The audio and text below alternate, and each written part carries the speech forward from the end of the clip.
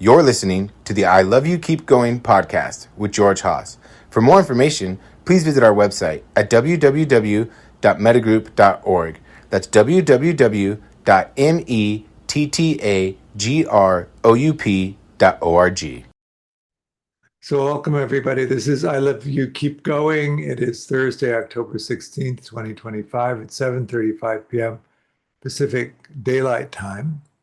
And I thought I would talk about repairing attachment through relationship. It's something that comes up quite a bit around here. We do spend an awful lot of time talking about the nature of secure functioning relationships. Really what we mean is the nature of collaborative relationship systems as opposed to either transactional relationship systems or trauma bonding relationship systems. And they tend to go along with the different kinds of attachment conditioning that you experience. Secure people, of course, end up in collaborative relationship systems that are based on intimacy. And really, what you might say about intimacy is it's a way of relating in the frame of mentalizing that we like to talk about in terms of managing that. It's four parts, really. You understand the meaning that you give to the experience of the present moment that you're in. If we look at the Buddhist frame of that, you have the capacity to sense something. You have a sense object that can be detected by that particular sense gate. So touching is tactile, seeing is light, hearing is vibration, tasting and smelling are actually little particles of whatever it is you're tasting and smelling that activate the nervous system. Yeah, ice cream being a good example. Uh, and and so what the mind does is grab these little mind moments, you might call them, and it's not a survey really, a neutral survey of what's in front of you. Um, if we look at the Aristotelian point of view of that neutral survey of everything in front of us, it's never been my experience. I think it's more in line with the Buddhist idea that we grab the things that we like and we leave out everything that we don't like if we can. And so we assemble this string of mind moments that we then use to define the experience that we're having. First, there's Vedana. Uh, is it urgent? Does it need immediate attention? Does it not matter if we ever get to it? Is there time for a pleasant experience? And then it's mapped onto the perceptual database, that is that record in the brain of previously experienced and meaning defined events. And if there's a close enough entry in there, that thread of meaning attaches to the present moment. The way that we store memory in the brain is categories of experience, and they tend to form these long strings that go all the way back to when we first made the string. So some of these memory sequences are really old. They go all the way back to the beginning of life. And each time you encounter something novel, you'll begin a new thread. And then the meaning attaches, and we create this tableau of conceptual reality, which we then can experience as what's happening with all of those meanings attached to it, including relationships and what relationships mean. So the first part of active mentalizing is to be able to discern moment by moment the meaning that you're giving to what's happening right now, and to understand the antecedents to that memory that we're giving to it right now. The second aspect then is to understand what it is about the present moment meaning that you would like to share with someone else. And then this is where the intimacy comes in.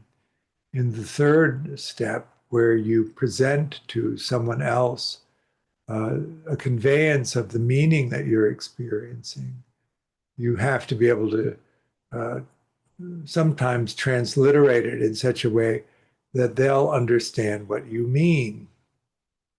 I like to use my metaphor of cherries and raspberries. Let's say for you, cherries are at the top of the taste ladder. And so when something is like cherries, it's like the top, it's like the best, it's extraordinary. Um, but let's say you're communicating to somebody who thinks cherries are ho hum. If you were to say to them, this is just like cherries, they would think this is ho hum. But let's say you knew that raspberries were the top of the taste chain for them. And so you would transliterate your cherries metaphor into raspberries and say, this is just like you think raspberries are. And then they would know that this was great, right? So you're effectively communicating to them.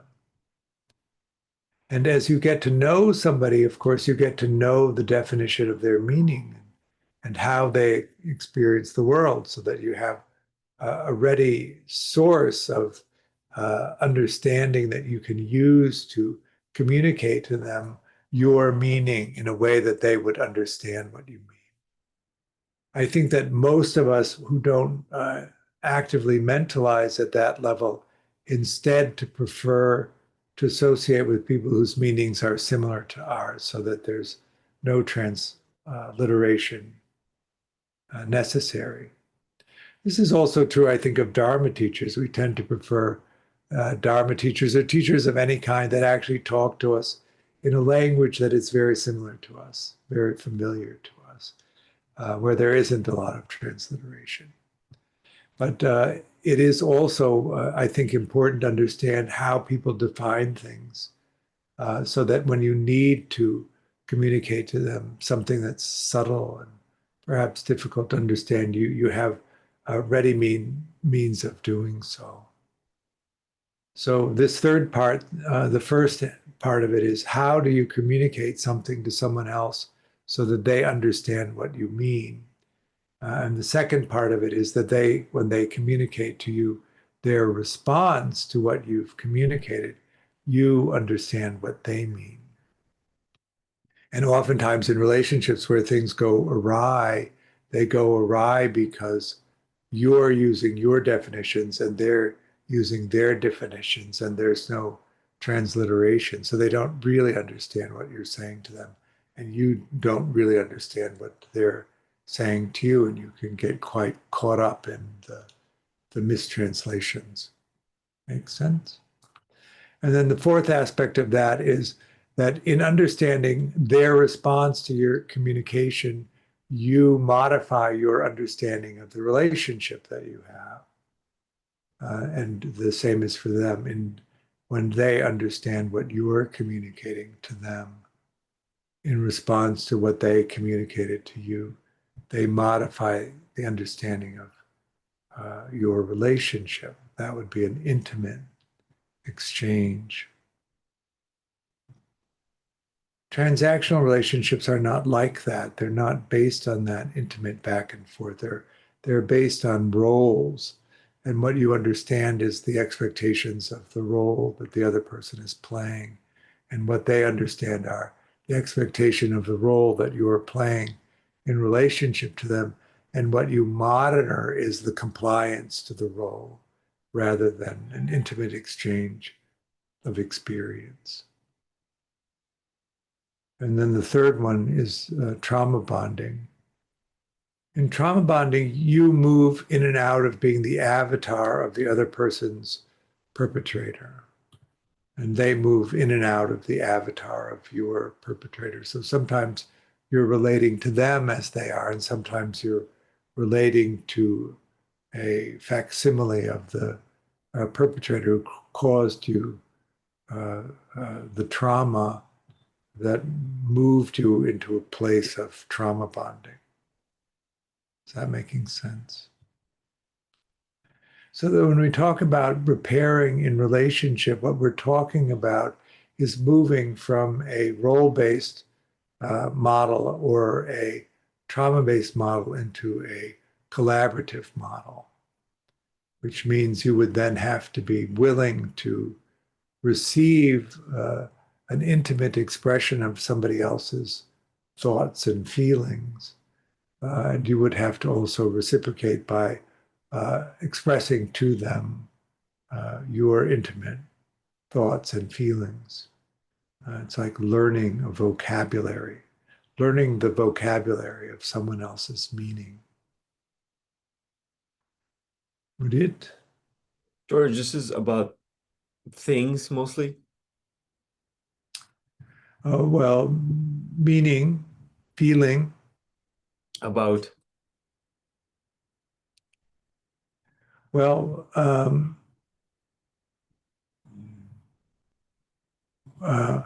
how do you understand that somebody else needs care? How do you understand how do you understand the kind of care that they need? when they're dysregulated. Right. Or when they're not dysregulated and they just want something. How do you understand that? And then how do you respond with the kind of care that they need? One of the things about securely attached relationships is that the care in securely attached relationships is reliable. So, and really the way that care becomes reliable is that you understand and can interpret the way that they express the need for the care, and that you can reliably produce the kind of care that they need. That would be an attuned response. And then a misattuned response would be that you don't accurately identify the request for care, or you don't accurately provide the kind of care that they're requesting. So how do you learn that, right? And then often what happens is the way that somebody else took care of them worked really well, but you don't have the skill to do that. So how are you going to replicate that particular type of care?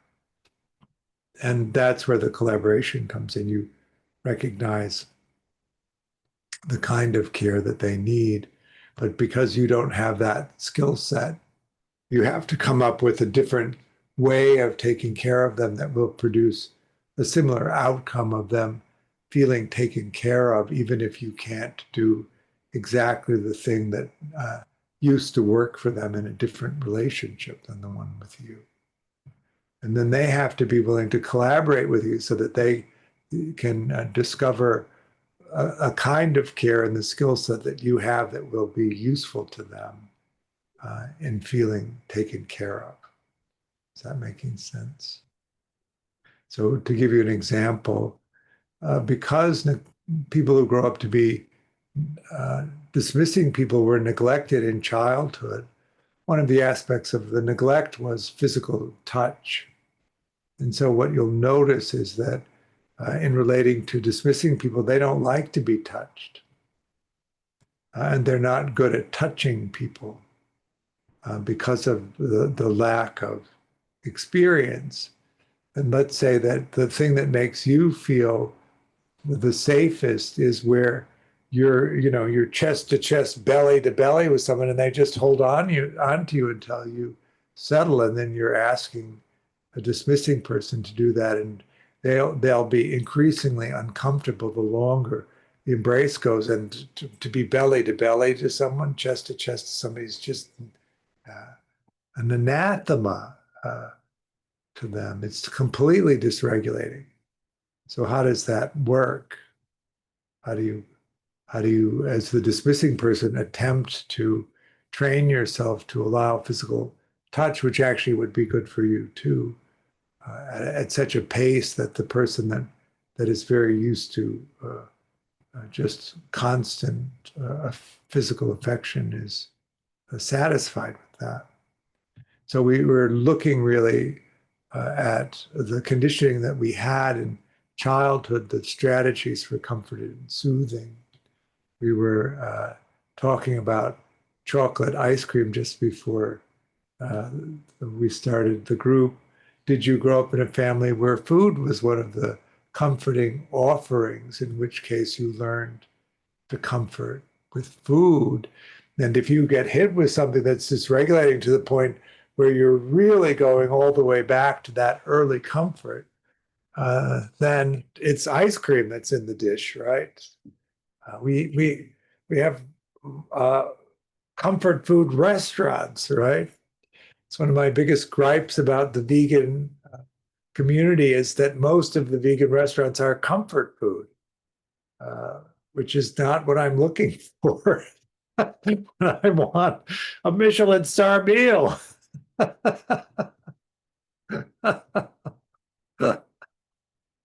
want a little foam, a little, couple of dots of sauce. Who did? Yeah, I know what you mean. I totally agree with this. So it's interesting that you're relating this with attachment, not with biological, like dopamine release. Well, it's in the topic of repairing attachment through relationships. I was focusing on that. Yes, obviously the thing that comforts the body is the release, often of oxytocin in terms of the physical comfort, dopamine, that sense of appreciation or some kind of soothing is the endorphins, right? The three main reward channels that we have. Mainly, I think what we like, and this is true all the way to infancy, is that we feel seen and understood. We feel valued, and that our expressions matter. And the main way that we track whether our expressions matter is by the effect that we have. So we make a gesture toward somebody, they receive the gesture and they respond to it. And we evaluate their value of us by their response, right, to us. It's the reaction. The idea that we have an effect on the world is the thing that really makes us feel seen and known and cared for. And you see how that shapes the different attachment strategies. People who grow up to be dismissing are neglected, which means there's no response from the world. How do you relate to that? Preoccupied people are afraid of being abandoned. And that comes from an unpredictable response. They could interpret the signal and respond in the same way and get three different responses from the caregiver. So they don't learn a system of safety and a system where they can request something and feel confident that they'll receive it. And then disorganized people often don't want any impact. They want to be invisible because the response is often dangerous or harmful to them. And so if they could just not have the world react in any way, they would feel safer because they're anticipating that they'll be harmed if they're noticed. Secure people, of course, think, I'm wonderful and the world responds by meeting my needs.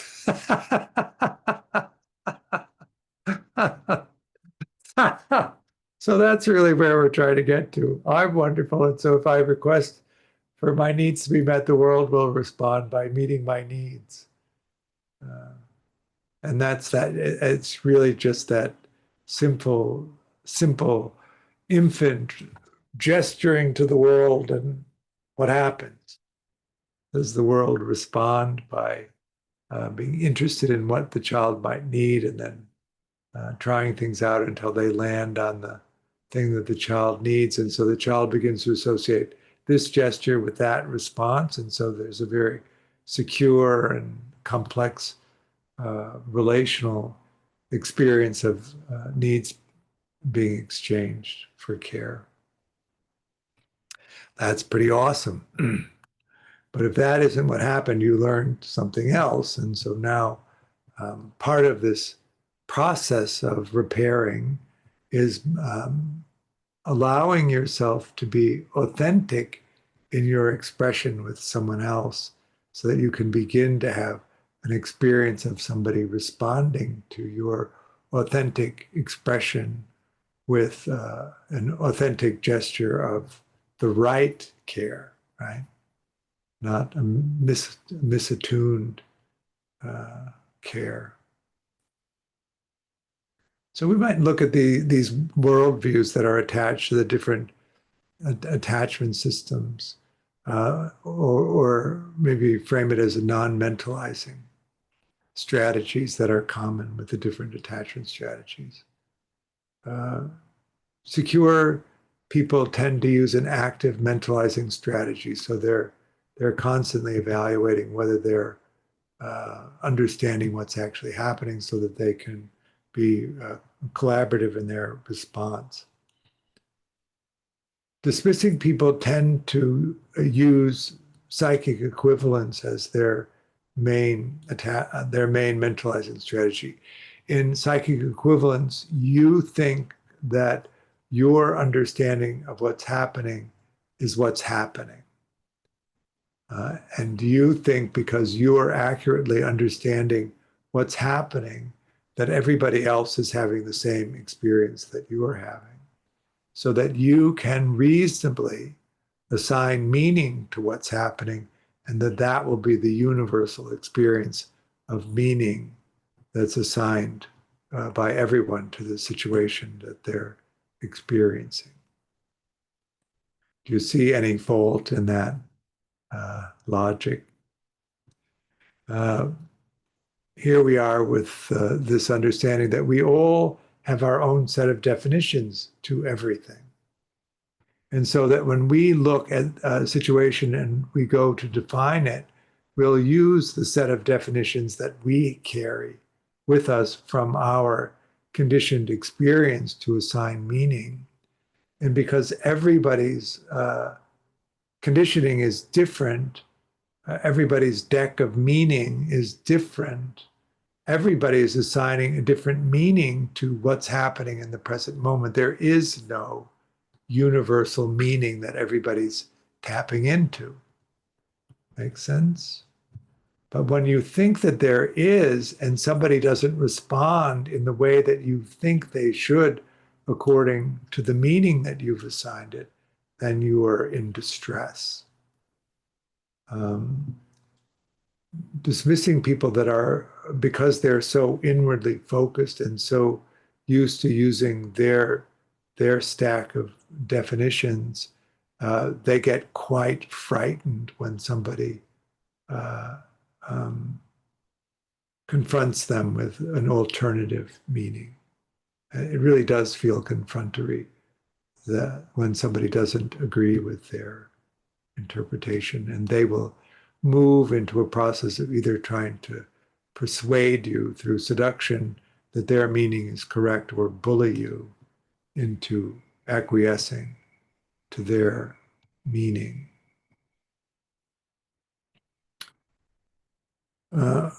Preoccupied people, the main strategy that they use is pretend mode. And so they pretend to be in line with your meaning.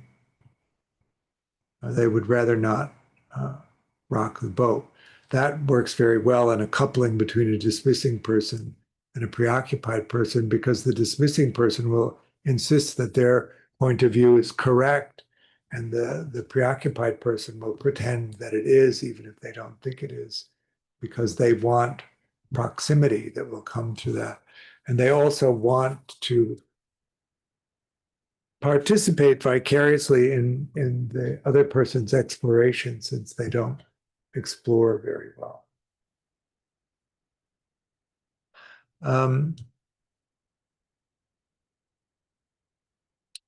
Disorganized people hide, and so they are also passive in the way that they acquiesce to other people's point of view for the most part.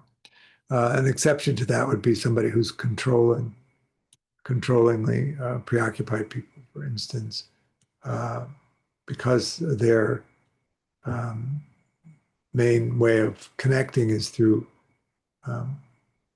presenting unsolvable problems will take umbrage. And but that really is meant to be engaging, not rejecting, even though it often can be experienced that way. So the other thing we begin to do is understand the relational dynamics of how we are seeking proximity and connection to the people that we want to connect to, and to see whether or not we're using strategies that actually don't allow for intimate exchange. In order for somebody to be able to take care of you in the way that you need to be taken care of, you need to understand what that is. Preoccupied people and disorganized people really have a hard time understanding what kind of care they want, what would feel good to them, because the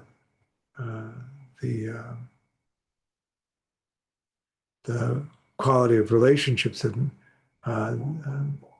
the conditioning relationships have never really produced that for them.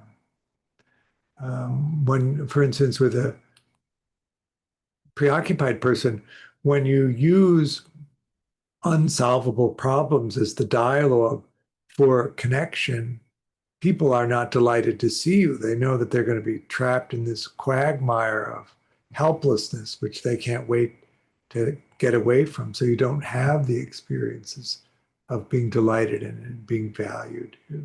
You have the experience of being too much. You have the experience of being a problem.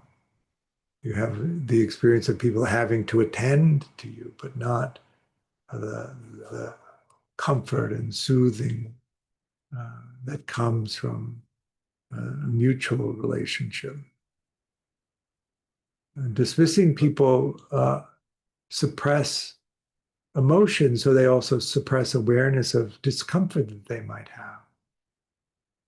It doesn't mean that they don't get regulated for the discomfort, but because they don't have an awareness of their emotions, they still engage in relationships that are emotionally regulating, but they don't have the conscious experience of that. So they don't value it as an exchange with someone else. They take it for granted. If you ever have been in a relationship to a dismissing person and had to do a lot of work to maintain the relationship, and then have a sense that that's all being taken for granted because they don't recognize it. Are you raising your hand, or are you acknowledging that that's what happens? Raising my hand.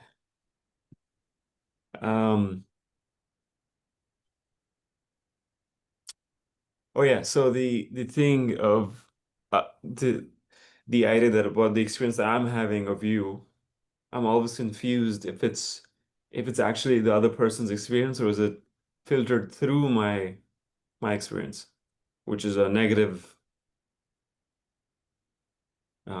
feeling of the other. You're having the gathering of sense data that you collect from the other person. It is not a uniform, balanced, complete experience of them. It is a highly curated selection of the things about them that you prefer, and the exclusion of the things about them that you don't want. And then you're taking that highly curated selection of mind moments and defining what they mean to you. And then you're creating a reality where the person is your meaning of them.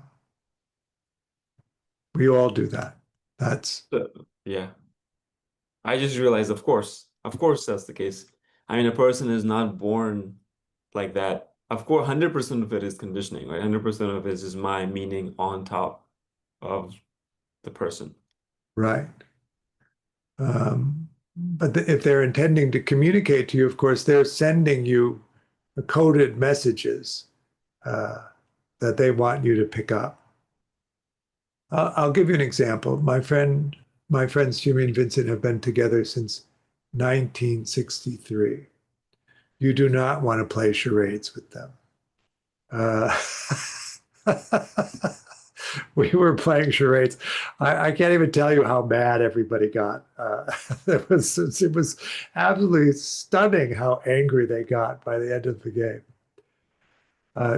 Vincent would pull one of the slips and he'd stand up and he'd take a pose and Jimmy would answer it without him even having to read the slip of paper.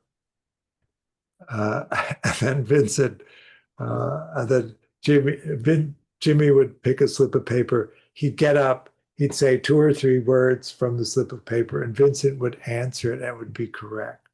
And they did this over and over and over again, right?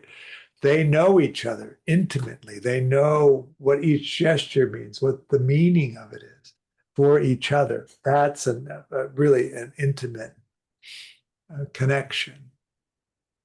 I'll give you another example. We did this empathetic connecting thing, which you may have done with me a few times, where one person calls out a number between 1 and 20 at random, and then the other person calls the number back. We had a couple, a married couple, 45 years married, at least, and they sat down, and from the first number, the wife never missed one.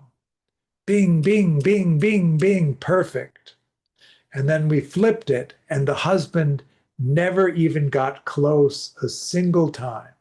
So it was perfectly evident who was the caregiver in the relationship and who was the care receiver in the relationship. And he was astonished at how impossible it was for him to read his wife's signals and that she never missed a single one. That's what we're really talking about. We do adapt depending on our conditioning. I think I did that too. That's the one you would repeat the numbers. Yeah. But I thought that's a game of attention, nothing to do with attachment. Or No. It's a game of attunement, which is, one of the foundations of. I mean, it's not a matter of me being able to focus on the thing. It's not a matter of attention. It's a matter of attention, but also to be able to read the other person empathetically, right? So if I say 1, 10, 15, 14, 12, 13, 3, there's a half a second that precedes consciousness where you're actually able to see that experience and respond to it. And if you can see and understand the experience and respond to it in a half a second, it will appear to be simultaneous, even though it'll be a half a second usually behind. If you perceive it directly, it's right on, bing, bing, bing, bing.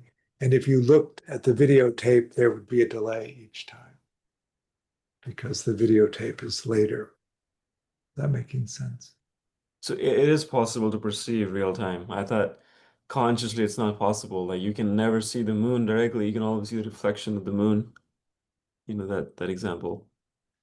No, that's true. Everything is a reflection of the mind. Nothing is directly experienced. But the self experience takes a half a second to formulate, and what's actually happening has already happened when you perceive it as happening now.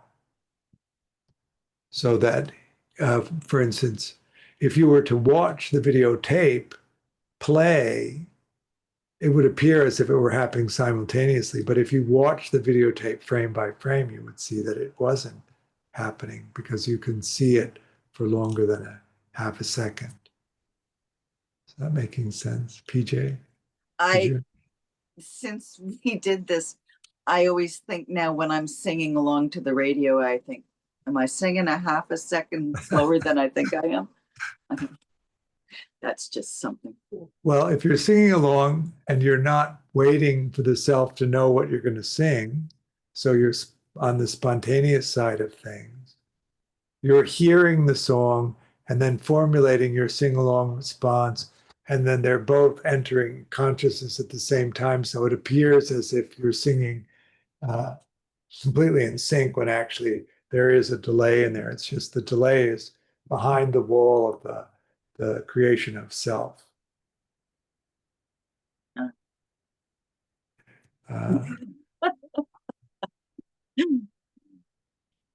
Christian. George, that's why I'm always trying to cut people off right at the end of their speech. slide right in there.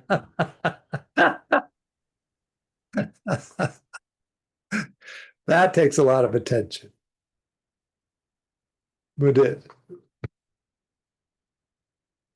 Right. So that, yeah, you're saying you are able to catch up. I thought it's just impossible in reality to catch up, but you're saying it is actually possible.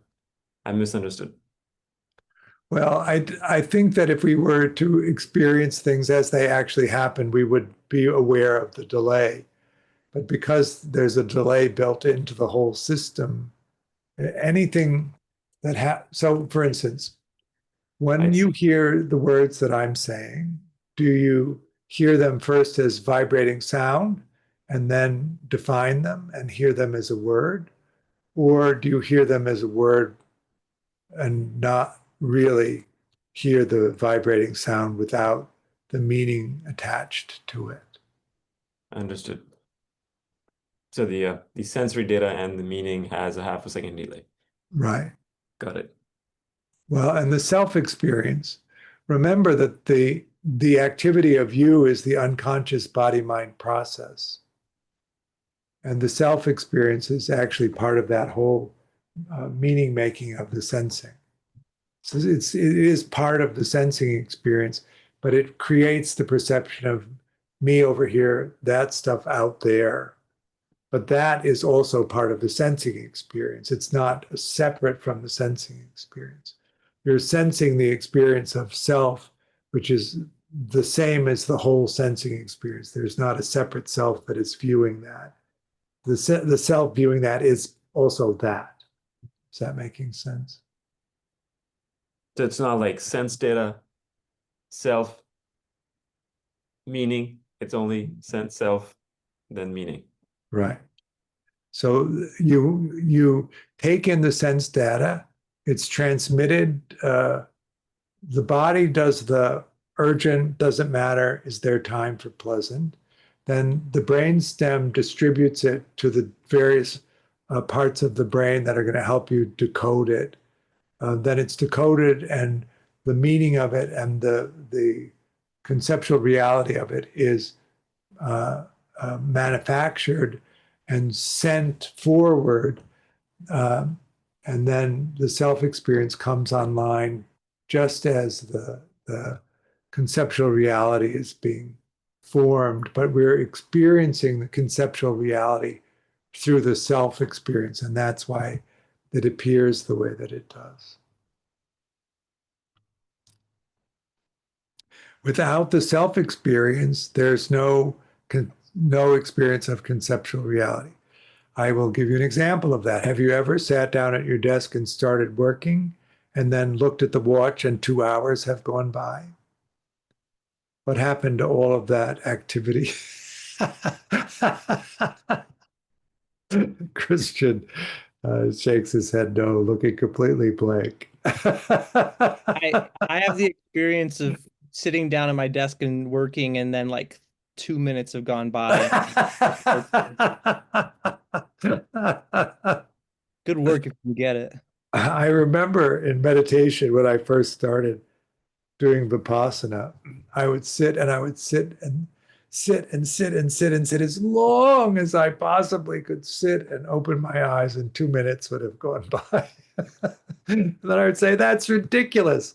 I would close my eyes and I would sit and sit and sit and sit and extend it as long as I possibly could and open my eyes, and another minute will have gone by. So yeah, it's all relative. But you can get into a zone where the activity of self is not really required and the time flows by. It's called a flow state, right? So that if you're playing sports or something like that, or something that requires rapid coordination, you don't want to play from the self because it's a half a second late. The tennis ball has already gone by you if you're playing from self, which is why you can't hit it, right? Whereas if you're playing in the zone, you're in sync with what's actually happening, and then it's reported later. It doesn't matter so much. And you can change. You think it can change from the tennis ball reaching from the net to the racket. You can intentionally turn off and on the view. Yeah, I think that if you concentrate into the activity of playing, that the replay is less and less important, and so you just play without it. And then you lose your concentration, of course, it comes right back. And then if you get stuck in self-consciousness, of course, then you're stuck in the reason that you play poorly when you're self-conscious is because you're a half a second behind the play. So if you can come out of the self-consciousness, you're back in the flow of things. And there isn't time for the review, the playback. If you're really engaged in playing, there isn't time for it. Christian? Like in violin or playing music, you can't play from the self. Like the best you can do is kind of have the self giving you little nudges along, or like little reminders of like, okay, this part's coming up or something. But you'll totally crash if you do it from the self. Yeah, good example. I think another way to say it, if you use attention, attention is the self in some sense. Yes. Well, right. The not self in Theravada, the true self in Hindu. Drawing is the thing that gives me that flow state. And when I learned to draw, it was really the first time I ever experienced that, at that time disappearing. And so that's what made it a thing I wanted to do all the time. Right. Yeah. Good. So the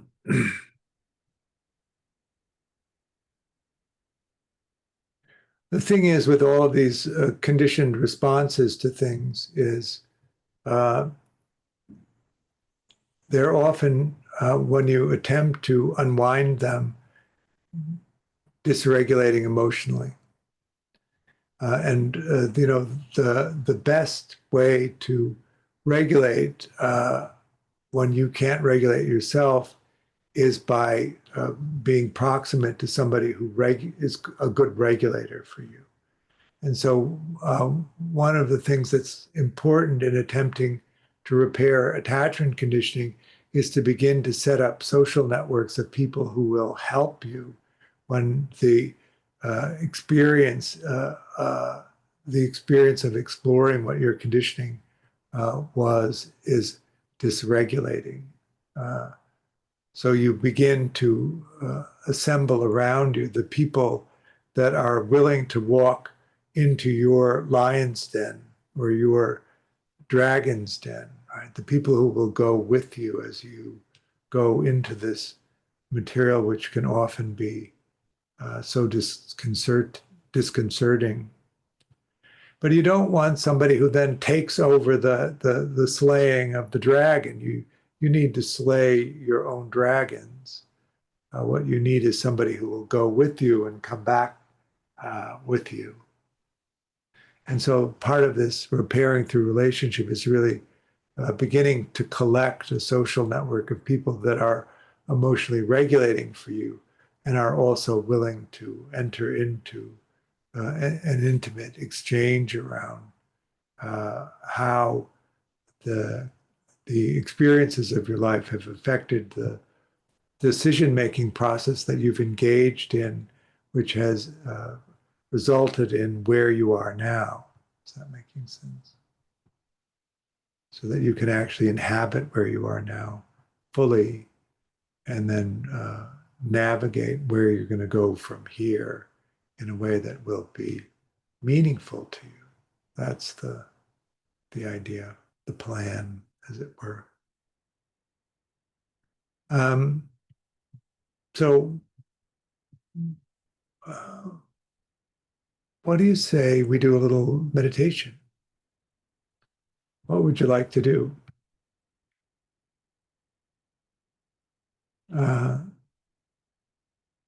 Loving kindness, insight, IPF.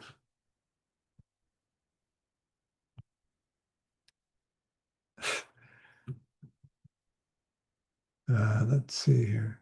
So it's a tie. Ted, you want to break the tie?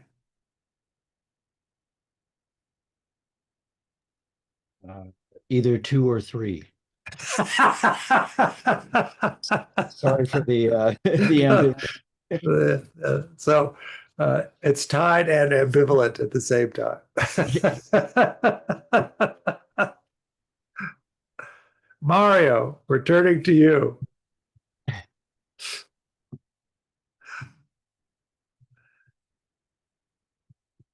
All right. All right. I guess 2. I say 2. All right.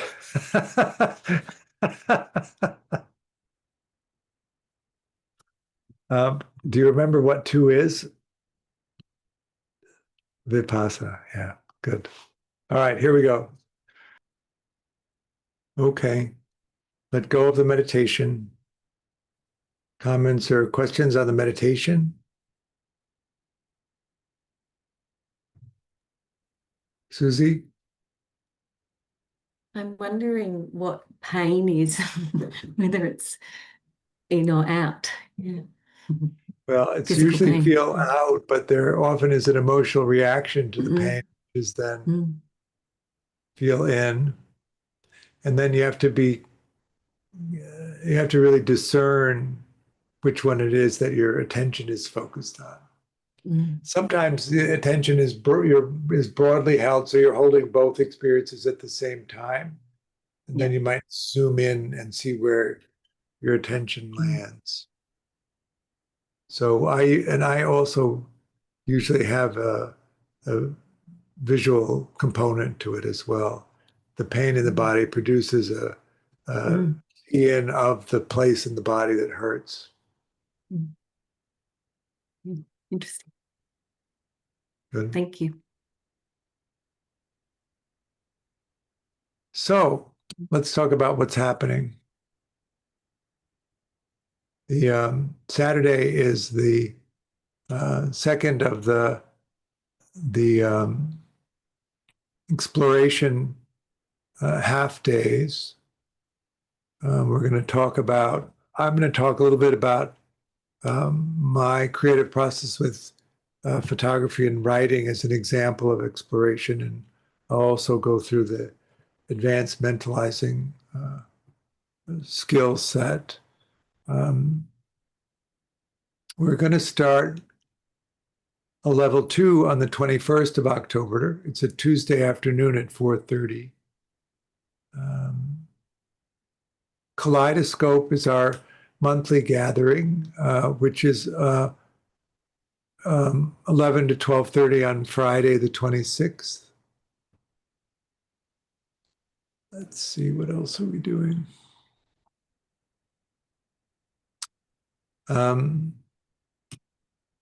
Geez, we're getting close to the end of the year. Oh, I know.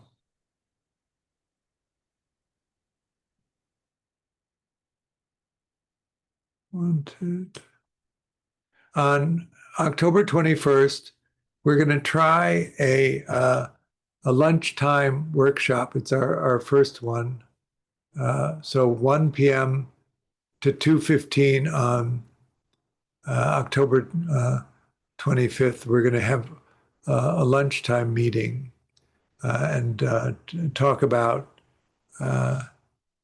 meditation and attachment.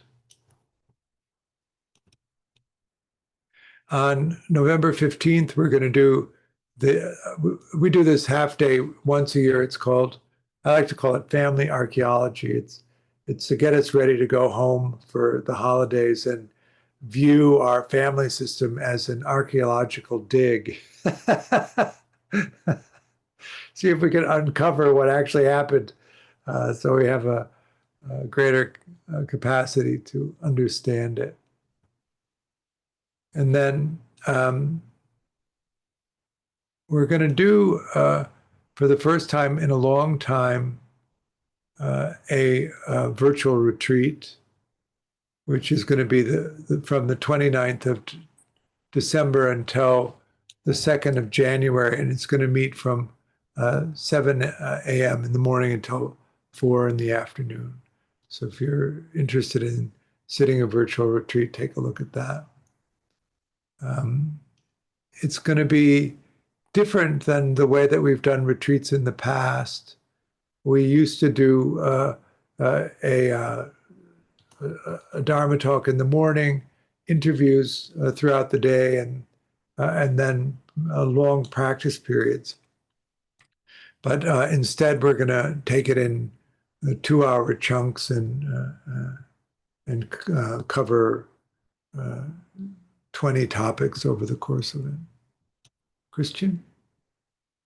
George, are you afraid with the family archaeology that people might be afflicted by the mummy's curse? I'm afraid that we're already afflicted with the mummy's curse, and we're looking for a way to break the spell. Just don't take any treasures when you go home. Yeah.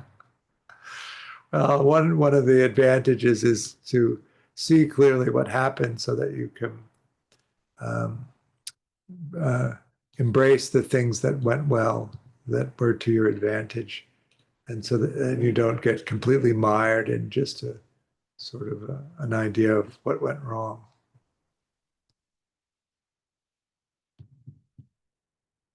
The part of the human condition is the strong desire for our caregivers to have loved us. It is such a compelling drive in us. And so if they did love you and you didn't know it most of the time throughout your childhood, that's such an advantage over those of us who didn't know that. But if you can begin to sort through that and begin to see your caregivers as whole humans who had these limitations that interfered with the way that they were able to take care of you, and you can begin to understand, and this relates really to what we've been talking about, is if you can begin to understand their conditioning and their definitions, you can begin to recognize that, in fact, they did love you and they did mean to take care of you well, even if they didn't. And that's true of everybody except for people who had sadistic abuse, I think. That's a different kettle where they didn't intend that. But most of the time, I think that they did. And if we can then transliterate it to understand that, then we can receive this love from them, which is so important to us. And the care can still be as crap as it was, and we and we can appreciate that they loved us, and that matters, even if it's, as I like to say, a few drops of mist.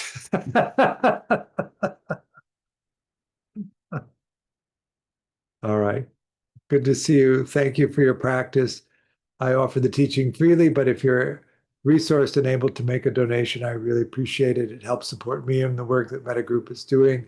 There's a link on the website for a donation. And I hope to see you soon somewhere along the way. I know. Thank you, George.